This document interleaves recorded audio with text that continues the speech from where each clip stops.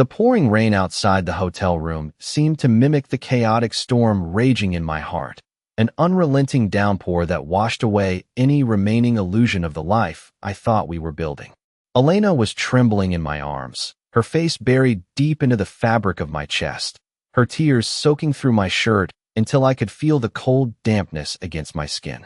For 5 long years, I had promised to protect this woman, to be her anchor in a world that often felt unstable, yet I had been completely blind to the wolves wearing the skin of her family. I held her tighter, pressing my palm against the sharp, prominent ridges of her spine, realizing with a sickening wave of guilt how long she had been carrying this crushing weight all by herself in the dark. Mark sneered from the floor, wiping away the dark, thick blood dripping from his broken nose with the back of his hand, leaving a grotesque crimson smear across his cheek. He looked up at me with a volatile mixture of fear and pure, unadulterated hatred. He was trapped, cornered like a rat in this miserable, dimly lit room with peeling wallpaper and the faint smell of mildew, yet his arrogance refused to die. He adjusted his torn collar with a jerky, unstable motion, trying to regain some semblance of control, but his hands were shaking so violently he could barely hold his fingers straight. "You think you're a hero, David?" Mark spat, his voice trembling but still trying to sound venomous, pushing the words through his teeth. "You don't know anything about this family or what it takes to survive. Your precious wife has a past, and by tomorrow morning, your corporate board will see exactly who they hired. They will see the forged transactions. They will see the medical fraud. You're ruined, David. You hear me? Ruined. Your perfect little executive life ends the second I press send on this file." Evelyn, my mother-in-law, scrambled back into her armchair, pulling her woolen shawl tightly around her shoulders as if she could shield herself from reality. Her hands were shaking so violently she could barely point her finger at me, the gold rings on her knuckles clinking together. She didn't look at her daughter, who was bruised, bleeding, and weeping in my arms. She didn't look at the blood pooling on the cheap linoleum floor. Her only concern was the golden goose that was about to be locked in a cage, the financial safety net she had manipulated for over a decade. "David, listen to me," Evelyn cried, her voice cracking with a desperate, pathetic urgency that made my skin crawl. "This is just a family matter, an internal misunderstanding. Mark just needs the money to clear a little issue with his business partners. You have millions in your corporate accounts, money the company won't even miss for months. What is a single suburban house or a few $100,000 to a man of your stature? If you ruin Mark, you ruin Chloe's future. How can you be so incredibly selfish? She is your niece, David. Think of the family name. Think of the shame this will bring upon us all." I looked at them, standing under the flickering fluorescent light of the motel room, and a cold, quiet laughter escaped my lips. It was a low, hollow sound that echoed off the damp walls, a sound that made even the 2 local police officers standing at the doorway adjust their posture and tighten their grip on their duty belts. It wasn't a laugh of amusement. It was the sound of absolute, terrifying certainty. They thought they were dealing with the naive, generous David who blindly signed checks to keep his wife smiling, the soft-spoken businessman who stayed out of family drama. They forgot that you don't become the senior financial director of a multi-billion-dollar international logistics firm by being soft. My entire career was built on hunting corporate predators, exposing multi-million-dollar financial fraud, and dismantling complex international scams. They had brought a rusted knife to a high-stakes gunfight, and they didn't even realize they were already bleeding out on the floor. I held up my phone, the screen glowing dimly in the high-contrast lighting of the room, reflecting off the tears drying on my face. "Every single word you have spoken for the last 40 minutes has been recorded through an open line directly to my security team," I said, my voice dropping to a dangerously calm whisper that cut through the sound of the rain like a razor. "Every threat of blackmail, every admission of physical assault against my wife, every demand for the deed to our property under duress. And most importantly, Mark, your detailed confession about forging financial trails to implicate me in corporate theft. You thought you were playing a brilliant game of chess against a man who couldn't see the board, but you forgot that I designed the entire system you tried to exploit." Mark's eyes widened, the last remnants of his defensive arrogance instantly draining from his face until he looked completely hollow. The color left his skin, turning a sickly translucent gray under the harsh, buzzing neon bulb. I didn't just drive 9 hours through a blinding thunderstorm to find my wife because I was suspicious. I continued, stepping forward, letting my physical shadow completely eclipse him on the floor until he was forced to look up at me in the dark. Before I even turned the key in my ignition, I ran a full forensic audit on Chloe's trust accounts and every single shell company registered to your name, Mark. I already found the digital footprint of the forged medical records you tried to buy on the dark web using an untraceable browser, except you weren't nearly as smart as you thought. I didn't just bring the local county police to settle a domestic dispute. I brought a federal extortion case directly to your doorstep, backed by the Department of Justice's Financial Crimes Unit. Evelyn let out a sharp, pathetic gasp, clutching her chest as she slid down the fabric of the armchair. David, please. I am Elena's mother. You can't do this to me. Think of what people at the church will say. Think of our family. You stopped being her mother the moment you allowed this parasite to put his hands on her and lock her in a room to extort her husband, I said, turning my back on her completely as the sheer disgust threatened to overwhelm me. I looked at the lead police officer, a grim-faced veteran who had seen the worst variations of human greed, and gave a firm, final nod. Take them both into custody. My corporate legal team is already at the precinct delivering the formal documentation and the unedited audio files.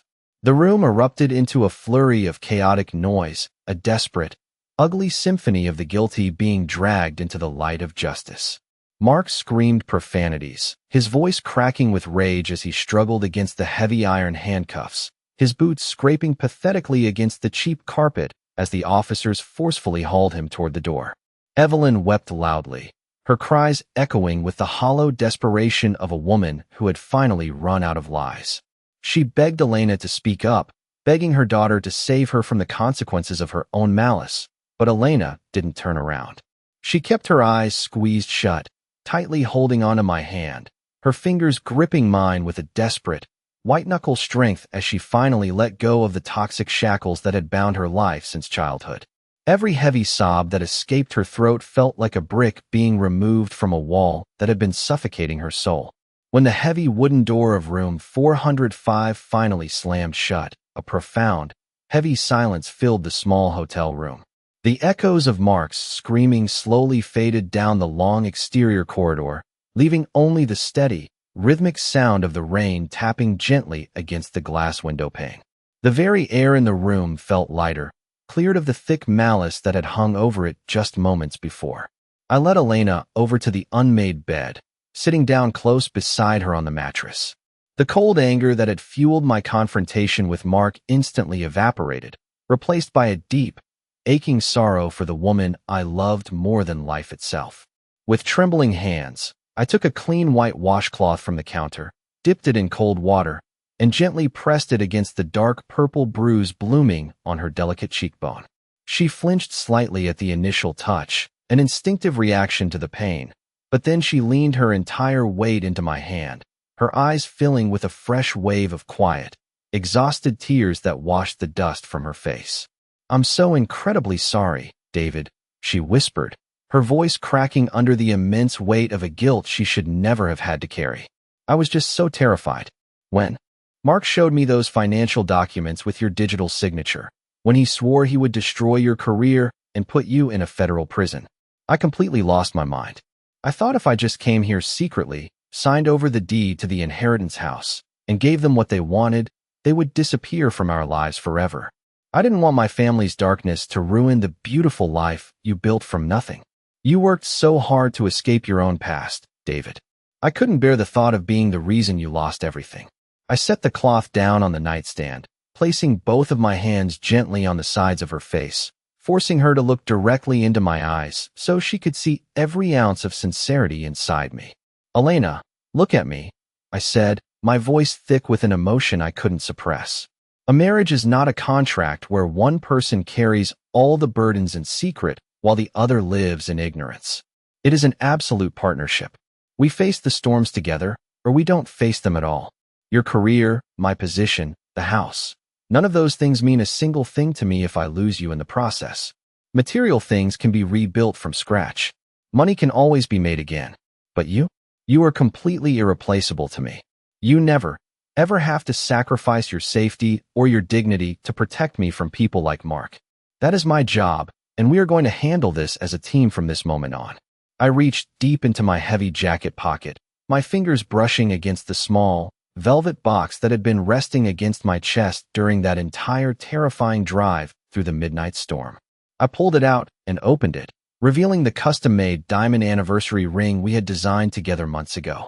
Its sharp facets caught the dim, warm light of the bedside lamp, glittering like a beacon of hope in the middle of a total wreckage. It was a physical symbol of a promise made 5 years ago, a promise that had just survived its fiercest, ugliest trial.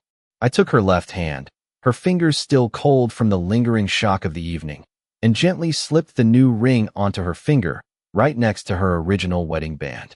"Happy 5th anniversary, my love," I murmured, leaning forward to press a long kiss against her forehead, right above her tear-stained eyes.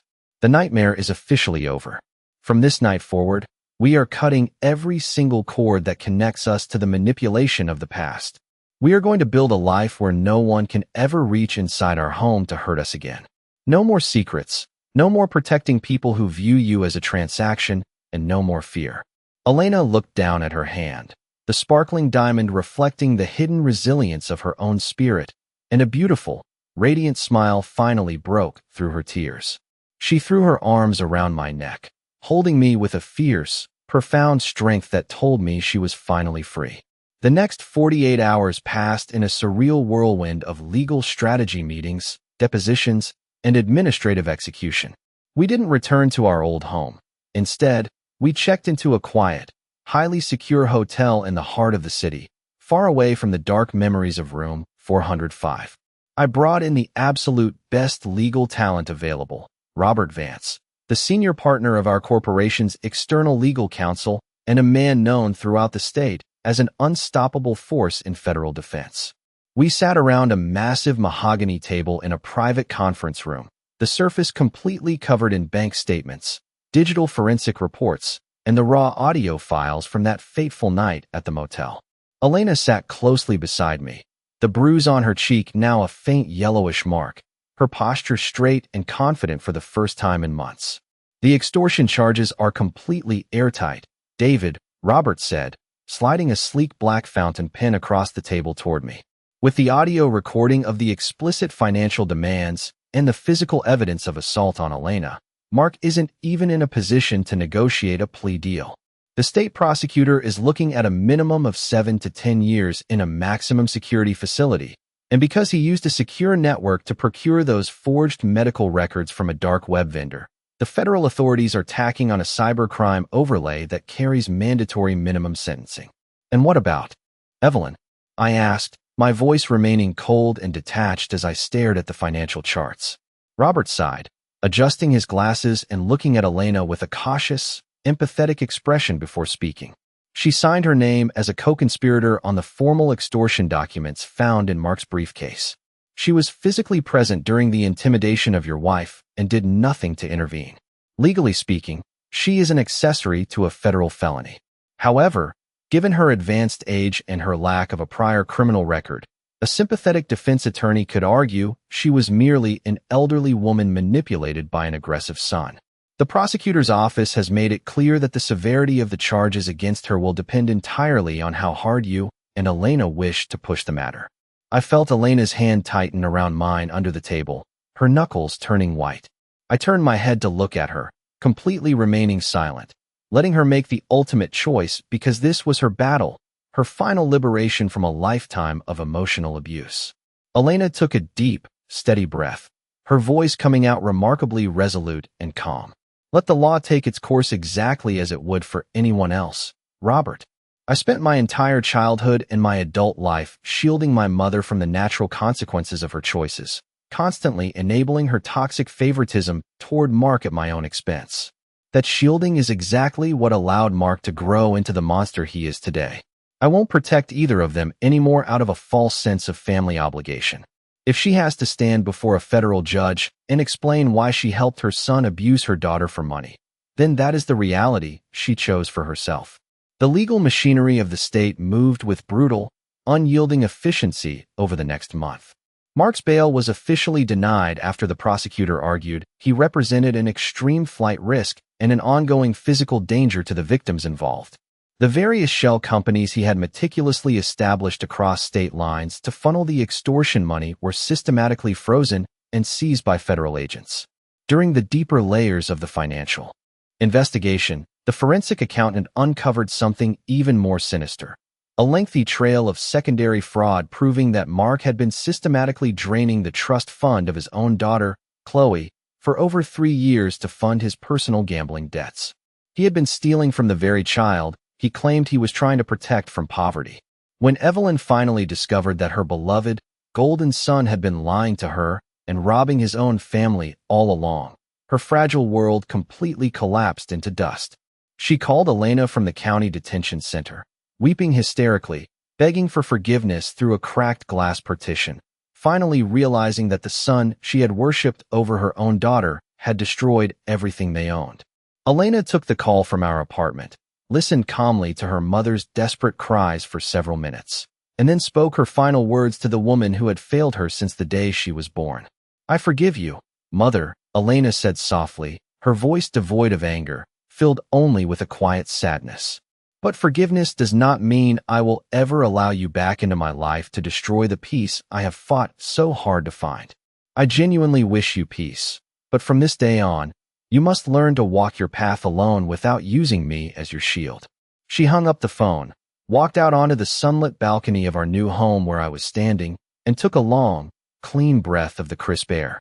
The ancient burden was finally gone, and the generational debt had been paid in full.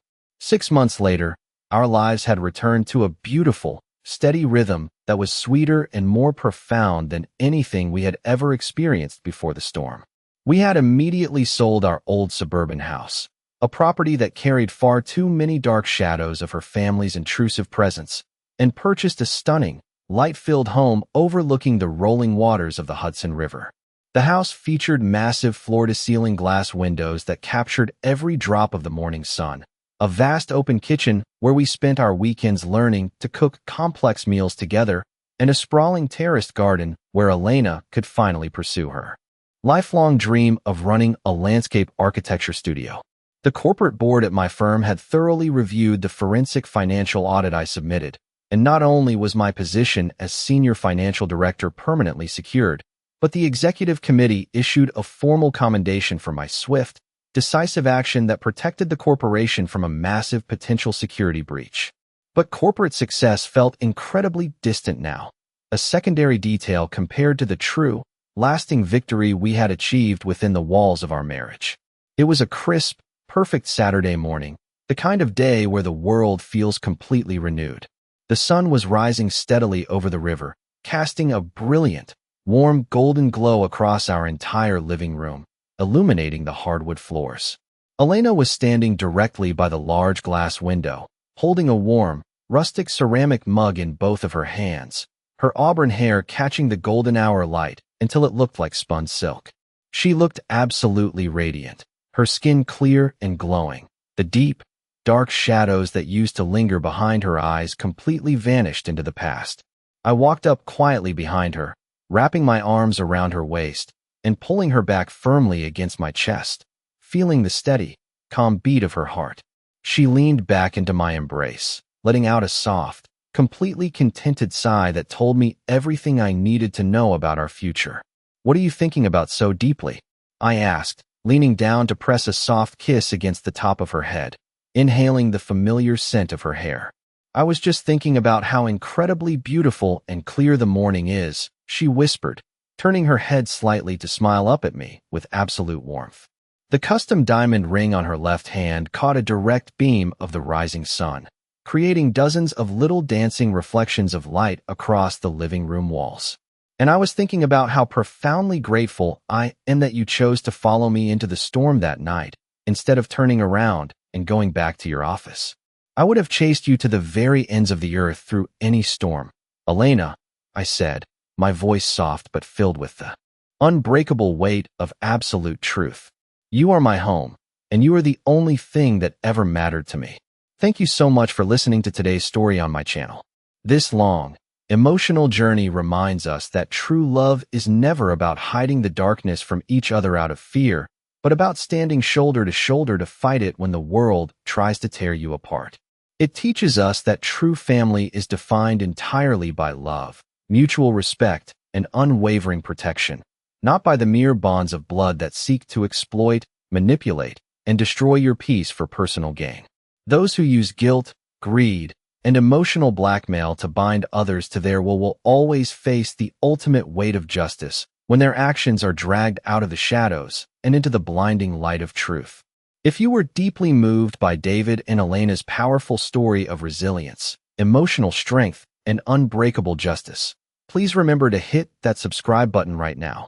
Give this video a big like and share your personal thoughts in the comments section below.